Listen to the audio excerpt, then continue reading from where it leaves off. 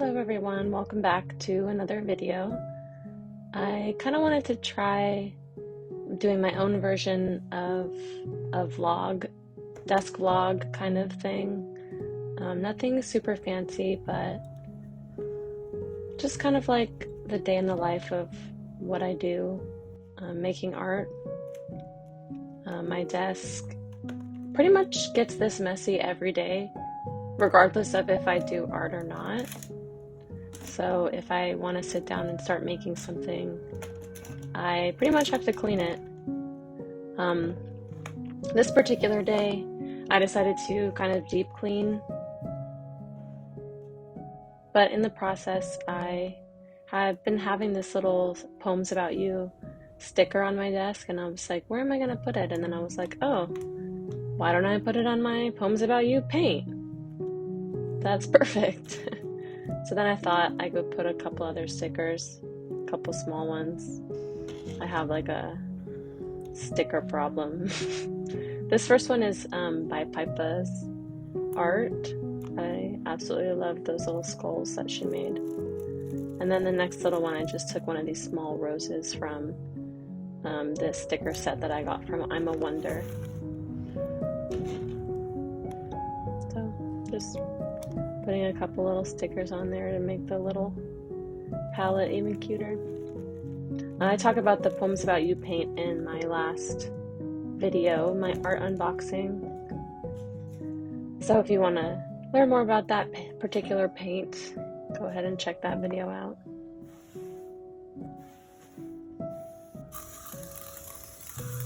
Like I said, my desk gets pretty dirty, so I decided to go ahead and dust it and try to get myself into a fresh mindset so I can make some art. I've been really hustling to try to get this sketchbook finished because I'm really excited to do a sketchbook tour, and this would be the first time I ever completed a sketchbook from front to back, and I really am excited to share it with everyone because I love watching sketchbook tours and I've been wanting to make one myself. So this is kind of just the process of what a typical sketchbook spread looks like and how I finish a sketchbook spread. You can see on the right side it had a couple things. I had this little neon doodle with turquoise line art that I had just randomly did one day, and in the corner there's a little sticker that I actually made at home. I found this paper online through like an Instagram ad or something, and it's supposedly works in any printer. So, and I'm not kidding, like the cheapest printer you could ever imagine. It has like one power button and one cord, and that's it. It's some like little rinky-dink HP printer. So I was like, there's no way this sticker paper will work. But it did, so that was kind of just like a test. I just kind of drew my little logo, I guess you could call it. It's like my icon for my Instagram and my YouTube. Just to kind of test the paper, and it actually worked out. So I ended up sticking it in my sketchbook, sticking one of them in my sketchbook because there was some marker swatches that I had randomly put in there, so I just covered them up with that little sticker.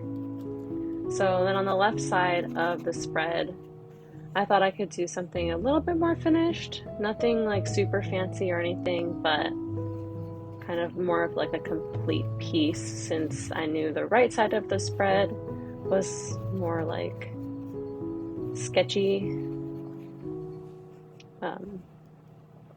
So I just sketched it out with mechanical pencil.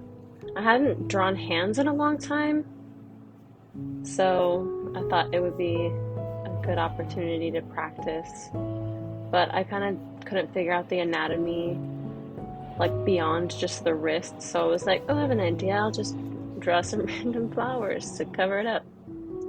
So, you know, it's definitely not perfect, but it's something. Most of the art in this video is, most of the art process in this video is not sped up, except for that part when I was sketching with a pencil, because, I don't know, it just seemed kind of boring. I do usually speed up my art process, but it kind of looks good to do it in real time. It's just a matter of editing it in a way that makes it not seem to drag on.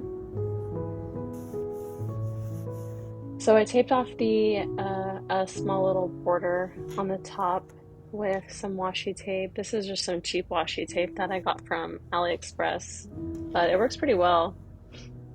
In the past, I've used masking tape a lot to tape off borders, and it works well, but it's much more adhesive, and sometimes can rip the watercolor paper.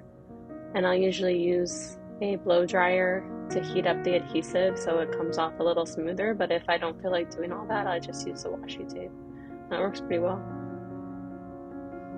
So the paint that I'm using is a paint set that I got from Choosing Keeping. It is Japanese paint, and I think it's called like Sumi E. I apologize, I do not speak Japanese and I probably butchered that.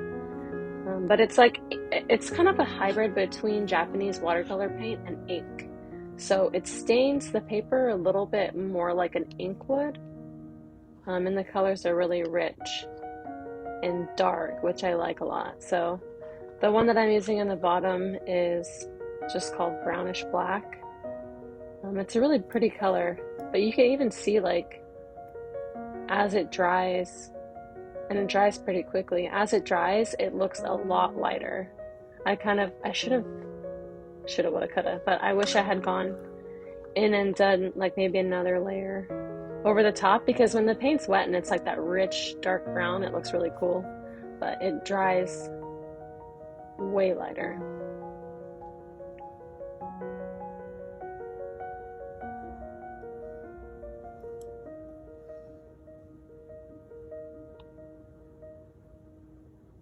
So, obviously my art process is different when I'm just working in my sketchbook, and everybody uses their sketchbooks differently. I know some artists really use it for sketching and that's it, and kind of like as a place to practice art and make mistakes, and not necessarily trying to make something finished or perfect, but just practicing. And I actually do that too, but generally in my other sketchbook, which is like my trash sketchbook that I really don't plan on ever showing to anybody, that it's like some cheap Arteza one that doesn't have watercolor paper. So I just mostly use pencil when I sketch in that one. And every now and then I'll really like an idea, or I'll actually really like a sketch from it, and I'll either take a picture of it and retrace it in Procreate, or I'll rip it out of that sketchbook and put it into my other sketchbook. But this sketchbook that I'm painting on in this video is my absolute favorite. It is the Strathmore 500 series mixed media, and I love this paper. It's like so perfect. It has a very subtle texture, but it does have a texture which I prefer, at least a little bit of texture, because I'm mostly a watercolor paint artist. And this paper really holds up to watercolor, but it's also smooth enough that I can use other media like color pencil and ink and things like that as well. So I really, really recommend this sketchbook. I actually asked my sister to get me one for Christmas because she needed an idea, and I hope that that will also inspire me to finish this one so that I can start the new one. For the background on the upper half of the upper half of the piece, I did like kind of a mix of the brownish black and the reddish black from the same set. And this is like a technique that I use a lot for backgrounds. It's just kind of this tie-dye effect where it's, a mix of paints and waters and different tones, and kind of just having this like cloudy almost effect. Anyway, so like I was saying, just my process when it comes to working in my sketchbook, this one, the Strathmore one, I do some pieces that that I would consider to be more like finished, and other things that are more sketchy and rough. And it's just kind of a balance between these things. And you know, sometimes I will post the pieces that I do in my sketchbook on Instagram. And yes, I really am, like, my goal for this sketchbook isn't just to become better as an artist and practice, but also because I want to do a sketchbook tour. So it's like I want it to look appealing and interesting, but still, you know, kind of have that sketchbook feel to it. So I think this spread that I'm doing in this video is kind of an example of what most of the sketchbook looks like. There are things that are kind of more polished and things that are more rough.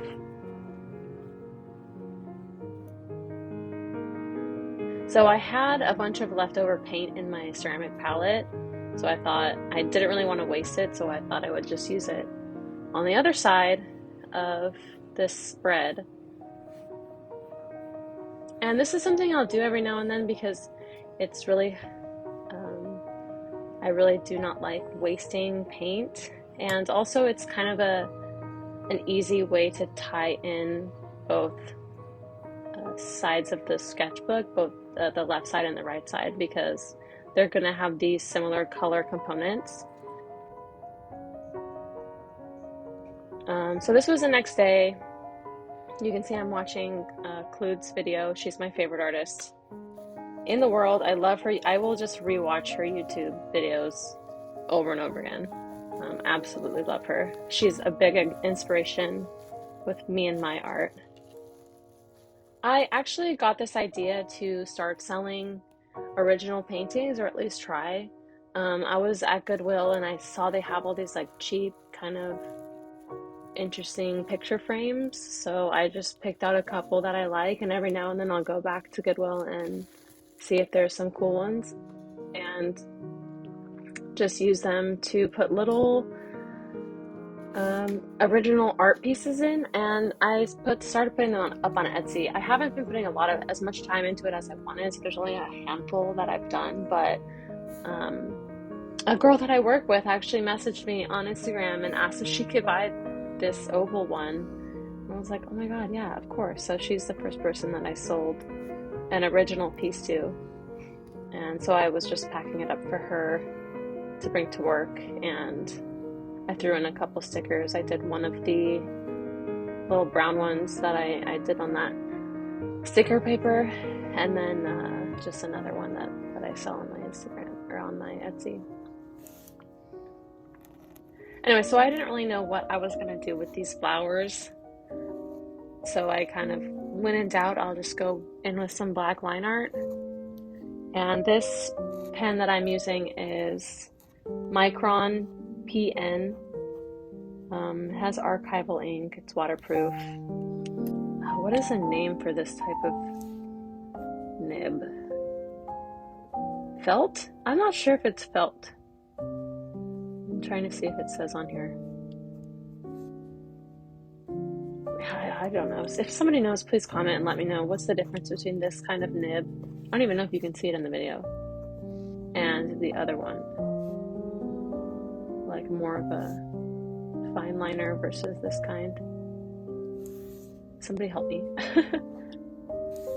Anyway, so I wasn't sure if I was going to color the flowers or just leave them white, and I ended up just leaving them white as like negative space, and I think it looks cool in the end, but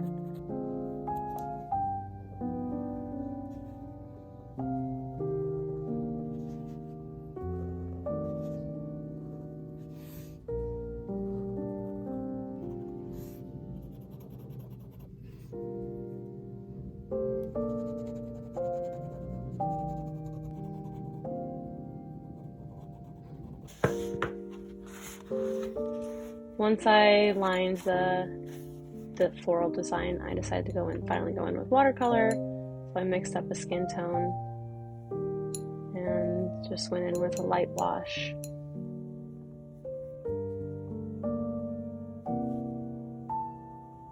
I've been kind of in a stagnant place with my art for a little while. Kind of like I don't really know which step to take next. More like I have a lot of ideas of what to do, but they're kind of like half-baked ideas, and I get overwhelmed and I'll like start little projects and then I just won't like really put as much effort and time into it as I should or could, and then it kind of fizzles out. I'm sure that's pretty normal for creators to go through, but it's also challenging because I'm working again, and really, even if I try to do art every day, it's hard to do art every day, but when I do make time for art, I really don't ever have more than a couple hours to put aside. But I guess the key has been just trying to set that time aside and sit down, organize my desk, and just get into it. But I think my problem is that when I only have a couple hours or 1 hour or whatever it might be, it's hard to really like dive into something. So I end up doing like something kind of non-committal, which doesn't end up producing the best product. So I don't know, it's just something that I'm trying to find more balance on in my life.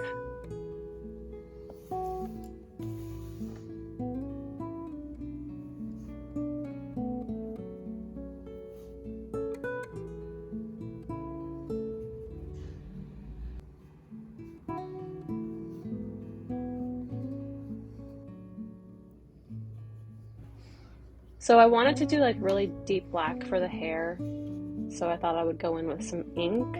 I've talked about this ink before on this channel, but this is Noodler's black waterproof fountain pen ink.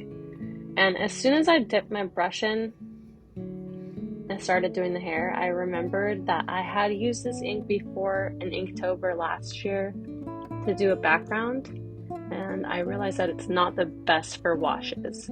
It's not gonna be as uniform, smooth, and dark as like an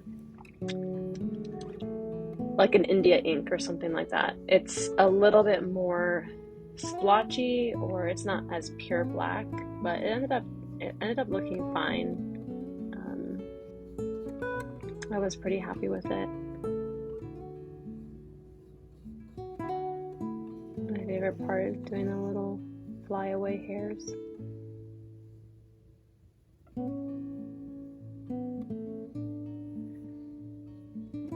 So I was kind of debating if I wanted to go back in with more watercolor for the face and stuff, but I decided not to ultimately.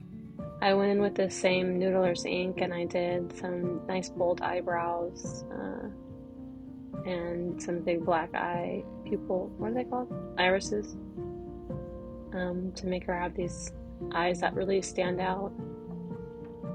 I know that there was some contrast lacking still in the face, and that's totally like an issue that I have a lot with watercolor, is contrast and really pushing the values. And then when I do something like put this huge mass of solid black hair, that just shows even more the lack of contrast in the skin tone. So since I had kind of like since I was already kind of over the watercolor, I just went in with my Prismacolor color pencils to try and bump up that contrast a little bit in the shadows, and added some blush and things like that. So, sometimes I will just work on a piece until I'm like, you know what, I'm done with this, even if it's not necessarily done, because I could honestly keep going on the same piece for much longer. But once you're kind of tapped out, you're tapped out. So I usually try to listen to my gut when that happens and make it look as done as possible, and then just move on, because it just feels like time. So on the other side, I wanted to just do a couple more little details to kind of make it look more finished. I did this simple black fern, which I actually really liked the way it turned out. It was just kind of an afterthought. But the brush pen that I'm using there is a Pigma MB Sakura brush pen. And then I used another micron to do the thin part in the middle. I wanted to do some lettering, but I didn't know what to write. But I was listening to this song. What's the song called? Let me look it up. A lot of times I'll just put on some random Spotify playlist or something and just listen to music that I'm not familiar with, because it doesn't really distract me. It's just kind of like background music. Oh, the song is called Freaking Out on the Interstate by Briston Maroney. And this line really popped out to me. Your heart, it looks just like mine. And so I thought I would add that to my little sketchbook spread. I was literally listening to it as I heard the lyric. I was like, ooh, I like that. And also I had wanted to incorporate that kind of turquoise marker that's in that little portrait on the right side. I wanted to incorporate it somehow into the left side, so I thought, perfect, I'll just do some letters on that side with the turquoise marker. So then I decided to do the lyric that comes right before the other one. Anyway, so yeah, that's that. Anyway, you can look forward to seeing a sketchbook tour on here eventually. And in the meantime, I will make videos when I can, just to check in and say hello. I'm still doing art, and I hope everybody is doing wonderful. Thank you, and I will see you very soon. Bye.